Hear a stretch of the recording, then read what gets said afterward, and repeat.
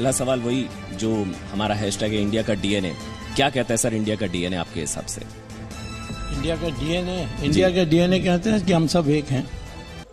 मतलब मैं अगर ये समझूं कि 2014 में ब्रांड मोदी लहर और 2019 में राष्ट्रवाद की लहर। नहीं, 2014 में भी ब्रांड मोदी नहीं था, ये तो आप अखबार वालों ने बना दी।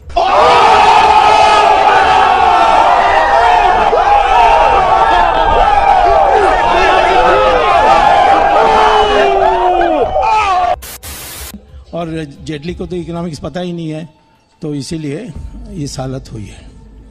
अरुण जेटली से इस अति प्रेम की वजह कुछ? मेरे कोई प्रेम नहीं है, मैं उसको जानता भी नहीं हूँ। इतना है कि प्रेम का तो सवाल ही नहीं है। आपका ये प्रेम कई बार छलका है। नहीं, प्रेम आपका प्रेम से मुझे संदेह होता है, तुम्हारे अखबार वालों का प्रेम से। हमारे देश में कोई इकोनॉमिक्स जानने वाला वित्त मंत्री था तो वो मनमोहन सिंह था। ऐसा क्यों है सर? मतलब मैं बहुत कैंडिडली आपको एक बात कहता हूं। मैं भी कैंडिडली जवाब ही जी बिल्कुल बिल्कुल, आपकी बेबाकी का तो मैं वैसे ही कायल हूं सर। मैं बड़ी बेबाकी से एक बात कहता हूं, बीजेपी में मेरे ख्याल से आप इकलौते ऐसे नेता हैं, सांसद हैं, जो अपनी लाइन खुद तय करते हैं, पार्टी की लाइन नहीं टो करते। उसके आप ये कहते हैं वित्त मंत्री अरुण जेटली इकोनॉमिक्स नहीं जानते हैं। आपने कहा कि माल्या मिलकर गया जेटली से। आपने ये भी कहा कि चिदम्बरम और इन लोगों पर कार्रवाई नहीं हो रही जेटली की वजह से। जेटली, आपने बहुत कुछ कहा उनके बारे में, फिर भी आप पर कार्रवाई नहीं होती। नहीं, क्योंकि पार्टी लाइन नहीं है। ये आप लोग पता नहीं, वो इंदिरा गांधी के जमाने से आज भी उस बीमारी में फंसे हुए हैं कि कोई भी कुछ नेता के बिना बोल देगा तो फिर वो पार्टी के लाइन के विरुद्ध में। हमारी पार्टी लोकतांत्रिक पार्टी है, उसको मानना चाहिए। और जो तथ्यों पर आधारित बातें हैं, भले पार्टी के कई लोगों को पसंद ना आए, परंतु वो पार्टी का विरोध नहीं होता है। मैं तो पार्टी के लिए सबसे ज्यादा प्रचार कर रहा हूँ, रोज घूमते रहता हूँ, मीटिंग्स एड्रेस करता हूँ। तो फिर तो वो देखना होता है। नहीं सर, अगर आप प्रचार में तो यह है कि जो जेटली के पीछे चापलूसी करेंगे तो मुझे प्रमोशन मिलेगा, मुझे टेलीविजन में अच्छा काम मिलेगा, नहीं मिलेगा तो निकाल देगा। ये डर है आप लोगों के दिमाग में। पता है ना आप सबको? नहीं पता है? कहाँ पता है? हाथ ऊपर करो, किसको पता है? आप बुरा ना माने तो सर मैं एक सवाल नहीं, मैं कुछ बुरा नहीं मांगूंगा, आदमी मत बुरा मानिए, मैं कुछ कहूंगा तो। मैं सर बुरा ना माने तो मुझे ऐसा लग रहा है मैं बीजेपी के भावी शत्रुघ्न सिन्हा से बात कर रहा हूँ। नहीं, मुझे लगता है कि किसी दुष्ट के साथ मैं इंटरव्यू कर रहा हूँ, अगले नहीं करूंगा।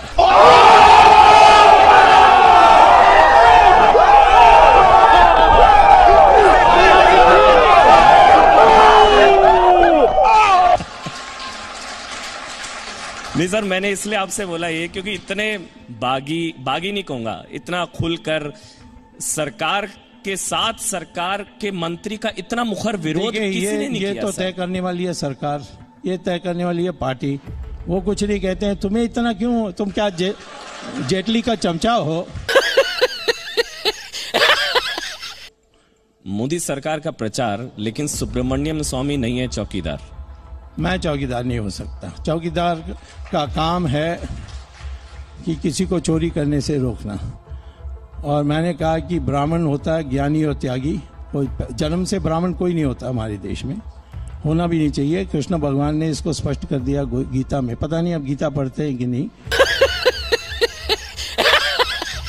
मतलब कोई ब्राह्मण अगर है वो चौकीदार नहीं हो सकता? नहीं, फिर वो ब्राह्मण का काम नहीं कर रहा, वो फिर चौकीदार हो जाता है। दोनों नहीं हो सकते। ये मेरे को पता है, ये कंट्रोवर्सी, ये जातिवादी टिप्पणी नहीं है कि कोई ब्राह्मण चौकीदार दोबारा शुरू कर दिया। अभी मैंने तुम्हें एक्सप्लेन किया था, दोबारा एक्सप्लेन कर रहा हूँ। जन्म से नहीं होता है। ये जो जाति चल रही है वो तो जाति और वर्ण में फर्क है, वो भी नहीं आप जानते हैं। यही प्रॉब्लम है। आपका पश्चिमीकरण बहुत हो गया है, थोड़ा भारतीयकरण करो अपने का।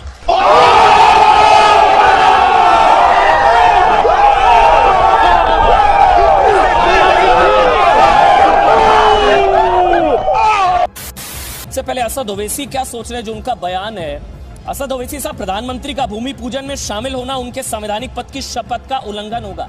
कैसे, ये बता दीजिए कैसे? प्रधानमंत्री का और उनकी सरकार का कोई मजहब नहीं होता। क्या प्रधानमंत्री की सरकार का, नरेंद्र मोदी गवर्नमेंट का कोई मजहब है? नहीं हो सकता। इसलिए नहीं हो सकता क्योंकि संविधान में यह कहा गया कि भारत का कोई मजहब नहीं होगा, भारत तमाम मजाहिब को मानेगा, उनको भी भारत मानेगा जो खुदा को, अल्लाह को नहीं मानते। तो प्रधानमंत्री ने संविधान पर ओथ लिया है और संविधान में लिखा गया है कि सेकुलरिज्म इस मुल्क के बेसिक स्ट्रक्चर का हिस्सा है। और ये कोई इकोनॉमिक पॉलिसी नहीं है कि मैं 500 के 1000 की नोट बंद कर दिया तो सेकुलरिज्म को भी बंद कर दूंगा। नहीं, जब तक अंबेडकर का बनाया हुआ संविधान रहेगा, सेकुलरिज्म इस देश का बेसिक स्ट्रक्चर का हिस्सा रहेगा। अगर प्रधानमंत्री जाना चाहते हैं तो वो ये कह दें देश को कि मैं अपनी इंडिविजुअल कैपेसिटी में जा रहा हूं, इससे कोई उनको रोक नहीं सकता क्योंकि फ्रीडम ऑफ रिलीजन है उनके कैबिनेट के मंत्रियों को है। और वो कह दें कि मैं इंडिविजुअल कैपेसिटी में जा रहा हूं और इसका कोई लाइव टेलीकास्ट टीवी पर ना हो, किसी को आपत्ति नहीं होगी। ओवैसी साहब, आपकी आपत्ति क्या है? प्रधानमंत्री नरेंद्र मोदी के जाने पर आपकी आपत्ति है, शिलान्यास से तो आप खुश है ना? आखिरकार इंतजार खत्म हुआ, शिलान्यास होने जा रहा है, उससे तो आप खुश है ना? शिलान्यास होने जा रहा है, भूमि पूजन होने जा रहा है राम मंदिर का, उससे तो खुश है ना? हमने कहा था कि हम सुप्रीम कोर्ट के फैसले से सेटिस्फाइड नहीं है। यकीनन ये हमारे मुल्क के कॉन्स्टिट्यूशन में हमारे आखिरी कोर्ट ऑफ अपील है, इसके बाद तो कोई अपील नहीं है, सुप्रीम कोर्ट का जजमेंट है। मगर यहां पर मैं ये कहना जरूरी समझता हूं कि एडीएम जबलपुर का जब केस आया था, यही सुप्रीम कोर्ट ने एडीएम जबलपुर का केस दिया था और 40 साल बाद इसी सुप्रीम कोर्ट ने कहा कि एडीएम जबलपुर गलत था। इसी सुप्रीम कोर्ट के एक मायनाज बड़े काबिल जस्टिस जेएस वर्मा ने कहा था कि supreme court is supreme but not infallible. यह भी बात बिल्कुल सही है कि अगर सुप्रीम कोर्ट शिलान्यास की इजाजत नहीं देता और जो लोग सुप्रीम कोर्ट से वादा किए थे कि बाबरी मस्जिद को हाथ नहीं लगाएंगे, उन्होंने सुप्रीम कोर्ट को धोखा दिया, झूठ कहकर शिलान्यास जो परमिशन मिला था सुप्रीम कोर्ट से, बाबरी मस्जिद को शहीद कर दिया। अगर वहां पर 6 दिसंबर को मस्जिद शहीद नहीं होती तो क्या आज वहां पर फंक्शन होता? हमारा मानना यह है कि 22-23 दिसंबर की रात में चोरों की तरह बुजदिली में आकर वहां पर मस्जिद के अंदर मूर्तियां रखी गई और उस वक्त के कलेक्टर के नायर ने अपनी ड्यूटी को नहीं निभाया, मस्जिद को खुफल डाल दिया, वहां पर हिंदू पूजा शुरू की और यही के नायर बाद में जनसंघ का एमपी बन गया। नरेंद्र मोदी भूमि पूजन में जा रहे हैं तो उनकी संवैधानिक शपथ का उल्लंघन है। प्रधानमंत्री करतारपुर भी गए थे, करतारपुर कॉरिडोर के लिए भी प्रधानमंत्री नरेंद्र मोदी गए थे। जब मत्था टेका था उन्होंने बेर साहिब गुरुद्वारा में, तब संविधान खतरे में नहीं आया। अबू धाबी की शेख जायद मस्जिद गए थे 16 अगस्त 2015, तब संविधान खतरे में नहीं आया था। इंदौर की सैफी मस्जिद गए थे प्रधानमंत्री नरेंद्र मोदी, मस्जिद जाते हैं तब नहीं खतरे में आता। कोलंबो की चर्च गए थे, शाम को तिरुपति मंदिर भी गए थे, सिंगापुर की चिलिया मस्जिद गए थे, इंडोनेशिया की मस्जिद गए थे, करतारपुर गए थे, तब संविधान खतरे में नहीं आता। सर, प्रधानमंत्री तो हर जगह जाते हैं, मस्जिद भी जाते हैं, मंदिर भी जाते हैं, खतरा मंदिर से ही। करतारपुर भी तो गए थे ना ओवैसी साहब।